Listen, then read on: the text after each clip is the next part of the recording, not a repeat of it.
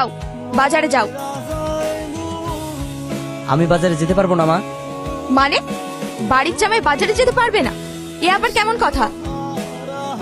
বাজারে যাবে না মানে? সংসারটা আমার একার নাকি? সংসার তোমার একার না বলে তো এতদিন চুপ ছিলাম, কিন্তু আমার চুপ থাকাটাকেই তোমরা দুর্বলতা ভেবে নিয়েছো। কিন্তু আর না। তাহলে এখন কি করবে? বড় বড় কথা বললে কি ভাবছো দায়িত্ব এড়িয়ে যাবে? দায়িত্ব